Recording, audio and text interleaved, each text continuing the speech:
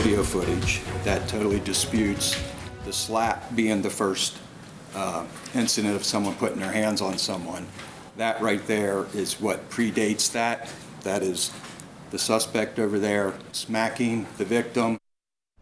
That was a Cincinnati detective speaking about one of the 3 people facing charges for his part in last weekend's downtown brawl. 39-year-old Jermaine Matthews' bond was raised significantly today. A felonious assault charge was added to the aggravated riot and assault charges he already faced. A judge increased his bond from $100,000 to $500,000. He is one of 3 people now in custody for the fight that occurred early Saturday morning on 4th Street.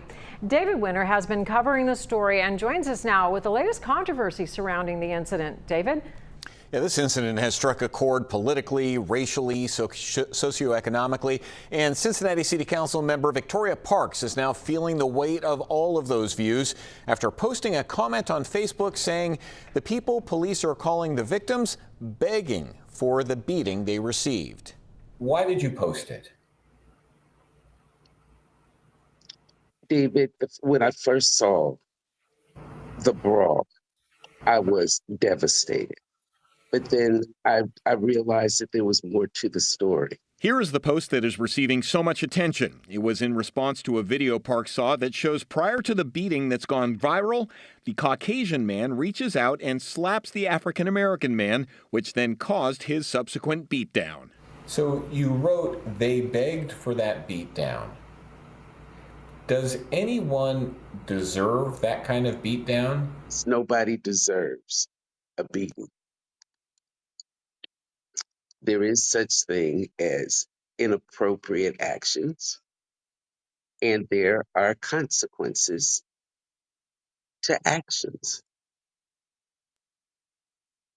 And that is what my post meant.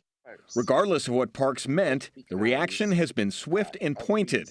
Fellow council member Seth Walsh wrote, "Violence is violence. There is no justification for it ever." Cincinnati council member Parks' statement defending the actions of those involved in this weekend's incident is deeply irresponsible and undermines the principles of public safety and community trust. On WDBZ The Buzz, Lincoln Ware asked State Representative Cecil Thomas about the post. What do you think about what she said?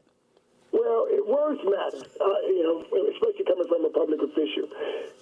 Given the sensitivity of this situation, words that inflame are going to just escalate. And U.S. Senator Bernie Moreno was short and to the point. It's disgusting. It's despicable. She should resign in total disgrace. Do you think you should step down? I'm not going anywhere. Why?